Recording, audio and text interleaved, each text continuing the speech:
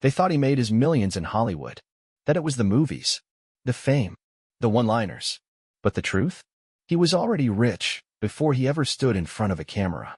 And it all started with a brutal gym, a borrowed pair of pants, and a dream so big it didn't fit in his country. This is not a story about muscles. It's a story about mindset.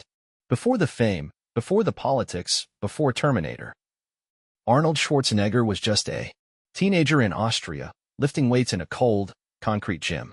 He barely had enough to eat. But inside, there was fire. A refusal to accept the world he was born into. In his small village, the future was supposed to be simple: labor job, local life, low ceiling. But Arnold wasn't interested in ceilings. He wanted skyscrapers. Gold. America. So when he got his first chance to leave Austria for a bodybuilding contest, he took it, with nothing. No money. No English. Just drive. And when he arrived in America, he didn't wait for opportunity. He built it. While most newcomers worked to survive, Arnold worked to win. He trained like a madman in the mornings. But in the afternoons, he was studying marketing, real estate, wealth. He saw something no one else did. Fame fades, but assets last. That's when he launched his first business. Not a gym, not a supplement line. Something totally unexpected, a mail-order bodybuilding manual. He advertised it in Muscle magazines, writing the copy himself. Orders started coming in. Then more. Then thousands. And just like that, his first cash flow engine was born. No cameras. No scripts. Just pure hustle. Most people would stop there. But Arnold? He flipped his first profits into something bigger. He and a friend started buying duplexes in Los Angeles, fixing them up, renting them out, watching the value climb. By the time he was 25, he was already a real estate millionaire. Still no Hollywood. No stardom. Just smart, aggressive moves. He didn't wait for a casting call. He created his own financial runway, so that when Hollywood finally came knocking, he didn't need the money. He could say no. He had leverage. And that's what most people never see, the grind before the glory. Want to know how a kid from Austria outplayed Hollywood before ever joining it? Stick around. They saw a bodybuilder, but he saw cash flow. Long before the flashing cameras and blockbuster premieres, Arnold Schwarzenegger was doing something very few young immigrants even considered: buying Los Angeles, one apartment at a time. He was still training at Gold's Gym, still barely speaking fluent English. But in his off hours, he was reading books on property management, visiting open houses, talking to realtors, learning from wealthy people at the gym who actually owned things. While others wanted fame, he wanted freedom. Arnold knew that muscles would eventually fade. Popularity could die. But real estate? That was forever. Tangible, scalable, rentable. And so, with just a few $1,000s saved from his mail-order business and prize money, he took the leap. His first investment property, a modest multifamily unit in a working-class LA neighborhood. It wasn't glamorous. It wasn't big. But it was his. He lived in one unit, rented out the others, collected checks, paid down the mortgage, learned the game. Then he scaled. Within a few years, Arnold had flipped small profits into multiple buildings.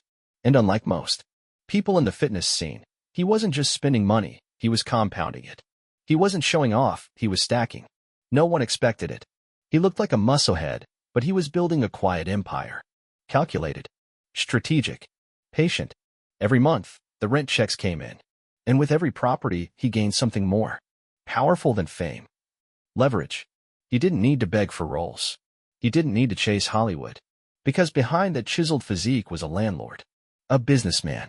A man who understood a truth most celebrities never do, that financial independence gives you control over your destiny. And he wasn't just investing money. He was investing time into building a version of himself that couldn't be canceled, broken, or ignored. That's the part people miss. Arnold wasn't lucky. He was prepared. And when the spotlight finally came, he didn't chase it. He owned it. He had no plan B.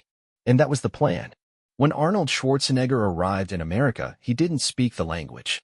He didn't have connections. And he sure as hell didn't have backup options. But what he did have was clarity, a laser-focused obsession with becoming somebody. And it wasn't just about bodybuilding. It wasn't just about money. It was about domination. While most people drifted through their 20s trying to figure things out, Arnold treated life like a battlefield. He woke up early, trained until it hurt, worked until midnight, and learned like his future depended on it, because it did. In the mornings, he punished his body. In the evenings, he trained his mind. He'd sit in night classes, barely understanding half the words, grinding through college courses in business and economics. He didn't need the diploma. He wanted the knowledge. Because knowledge was leverage. And leverage was power. There were no parties. No wasted weekends. No just chilling. He didn't chase dopamine. He chased discipline. Arnold knew that success wasn't about a single breakthrough. It was about stacking tiny wins daily until you had a fortress no one could knock down. So while others laughed at his accent or dismissed him as just another meathead with a dream, he was buying buildings, writing books, building cash flow, and preparing to strike. When the moment came, he didn't wait for the system to give him permission. He hacked the system. That kind of intensity isn't normal. Most people don't have it. But that's why most people don't change their lives. Arnold didn't want comfort. He wanted control. And here's the part people don't talk about. Even at the height of his bodybuilding fame, the Mr. Olympia titles, the magazine covers, the global recognition, he didn't stop building his business life. Because the muscles were the distraction. The real strength was in his mind. No shortcuts. No excuses. Just decades of ruthless consistency, with zero room for failure. And that mindset, it didn't just make him a millionaire. It made him inevitable. The offer came quietly. A movie producer had seen him in a fitness magazine. They liked the look, the size, the uniqueness. Can he act? They asked. Didn't matter. They weren't looking for an actor. They were looking for a weapon, a presence, someone who could take over the screen by simply showing up. For most people, that kind of call is the dream.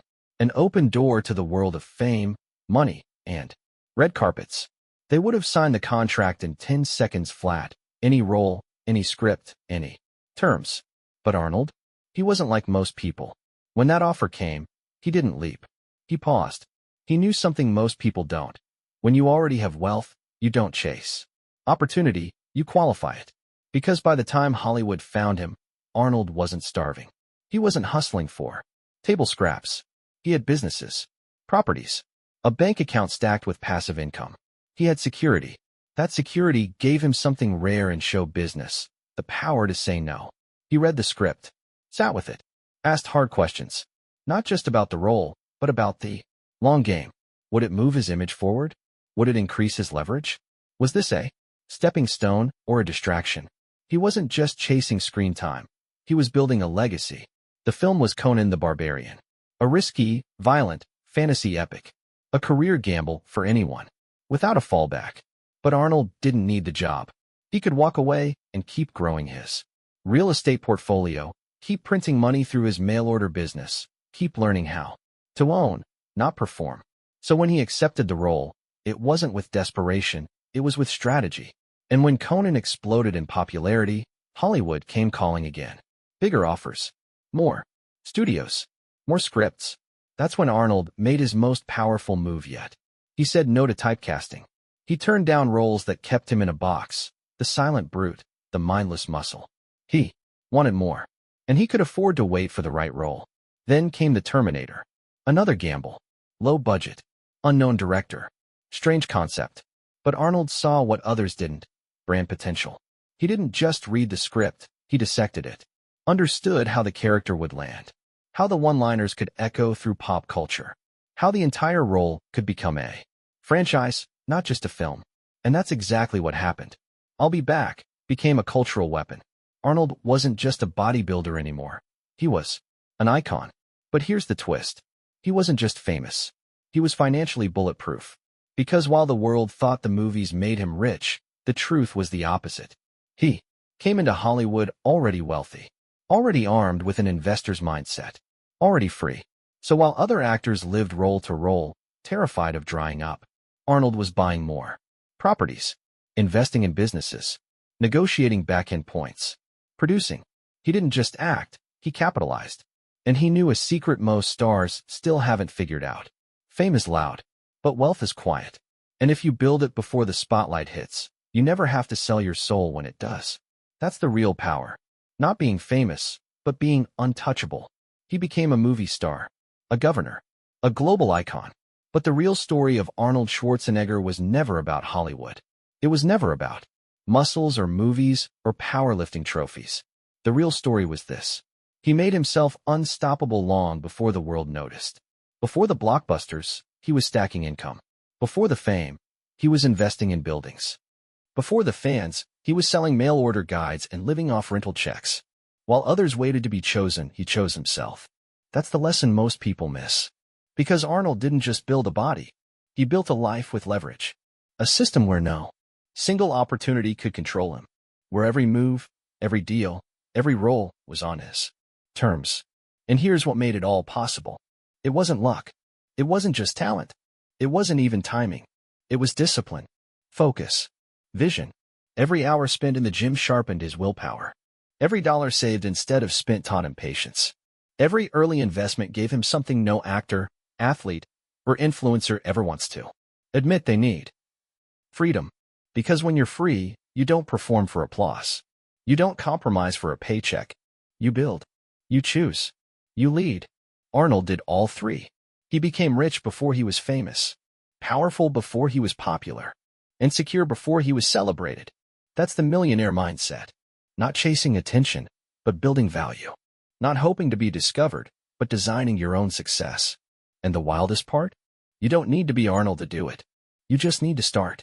With a side hustle, a single investment, a new discipline, a clearer vision. One brick at a time. That's how empires begin. And that's what money and fame is all about. We tell the stories behind the headlines, the wealth behind the celebrity, the strategy behind the stardom. So if you want to know how your favorite stars really made their fortunes and what you can learn from them, hit that subscribe button now and join the movement. Which celebrity's financial story would you like to hear next? Write it in the comments. Thank you. See you.